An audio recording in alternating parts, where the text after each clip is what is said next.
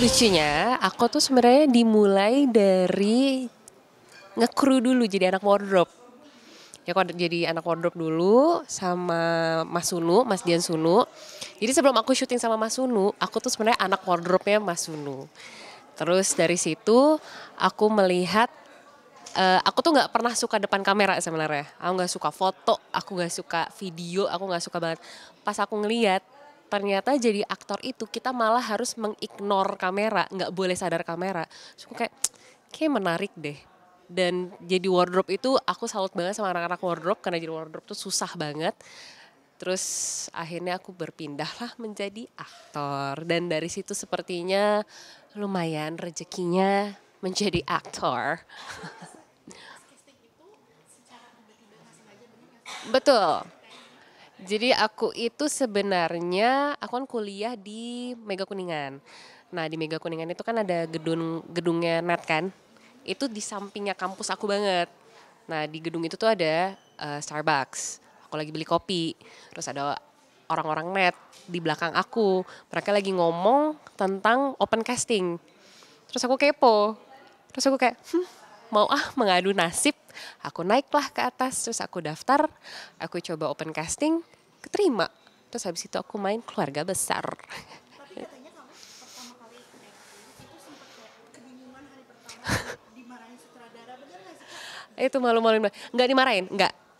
Aku sama sekali nggak dimarahin. Malah itu yang aku senang dari, itu sutradara pertama aku namanya Mas Archie. Dia baiknya minta ampun. Aku bener-bener nggak pernah syuting. Aku nggak ngerti apa-apa tentang syuting sama sekali. Aku nggak ngerti yang namanya blockingan. Nggak ngerti satu tel, dua tel. Apa itu satu tel, dua tel? Ternyata hitungan. Terus aku kayak bener-bener aku bodoh lah pokoknya. Nah sutradara aku waktu itu Mas Archie, dia itu sabar banget. Dia yang ngajarin aku pelan-pelan. Terus aku sampai bilang, Mas Archie maaf ya aku banyak salahnya. Terus dia bilang, ya gak apa-apa kan kamu masih baru. Normal banget, yang penting kamu mau belajar. Best. Kayak dari situ aku banyak banget belajar dari Mas Archie. Makasih banget Mas Archie. Kak, kamu selain itu punya nama besar dari kakek kamu, Bondan Winarno. Itu ada perasaannya nggak berat gak sih atau gimana bawa-bawa nama-nama besar gitu? Sebenarnya awalnya sempat kepikiran membawa nama besar Opa. Cuman setelah dipikir-pikir sebenarnya beda. Dia reality show, aku film kan, syuting kan. Setelah aku lama menggeluti industri ini, aku menyadari bahwa reality show, iklan, film, sinetron itu sebenarnya beda. Industrinya cukup berbeda. Orang-orangnya isinya juga beda gitu. Jadi skillnya pun juga beda. Kalau Opa itu skillnya live, dia harus pembawaan dirinya dia sendiri.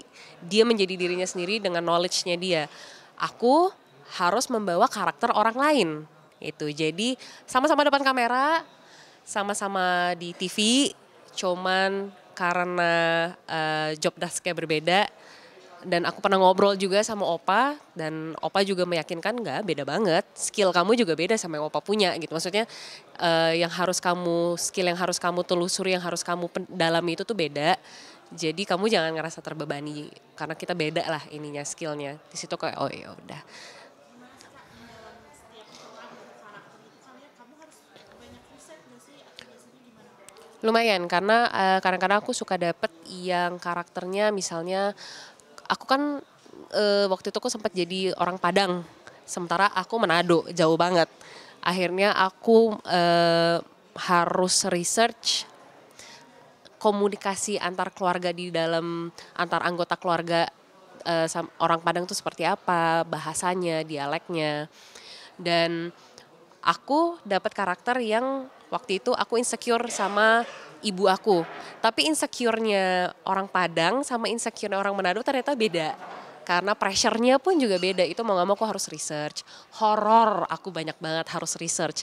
Kalau misalnya adegan harus ada adegan kesurupan, aku harus research kali ini kesurupannya seperti apa, suara apa yang aku harus keluarin, olah tubuh apa aku harus geraknya seperti apa, itu research semua. Kamu bilang awalnya dari dunia di belakang layar terus sekarang jadi di depan layar. Pilih mana sih Kak, lebih menantang mana gitu? Aktor sih, karena setiap job karakternya beda-beda, researchnya juga beda-beda, tabungan emosinya juga beda-beda. Aktor lebih menantang. Ada nggak sih Kak kepikiran untuk memerankan peran yang menjadi Sebenarnya udah dapet jadi cegil. Aku memanifesting pengen banget jadi cegil waktu itu. Dapat jadi cegil, nyangkut sekarang jadi cegil mulu. Kesel. Ingin memerankan Cegil. Mungkin karena aku tuh suka film horor, aku suka film-film thriller gitu. Jadi tiap kali ada karakter-karakter cegil, oh sama aku suka banget film Pintu Terlarang. Di situ Marsha Timothy cakep banget, aktingnya bagus banget. Dia nggak jadi cegil tapi jadi karakternya itu complicated banget yang mungkin sedikit cegil. Terus aku kayak gila gue pengen banget deh dapat karakter kayak gini. Ya udah kejadian sampai sekarang. List Kak main sama lawan aktor gitu, aktor Indonesia siapa Kak? Jujur aku puji Tuhan sudah ada beberapa wishlist aku yang terpenuhi. Tapi kayaknya aku pengen yang belum terpenuhi ya. Aku tuh dari dulu pengen banget syuting sama Teh Happy. Di sini aku dapat. Itu salah satu alasan aku kayak ada Happy sama. Aku pengen banget. Udah kesampaian. Cut Mini udah kesampaian. Yang belum tuh siapa ya? Cowok ya? Kayak Nicholas Saputra deh. Gimana Kak kamu sebagai artis ngefans juga sama artis? Bisa ya begitu ya? Jujur dulu iya, tapi sekarang mungkin karena aku sudah lama di industri ini, aku akhirnya melihat mereka tuh, oh iya ternyata manusia juga ya gitu.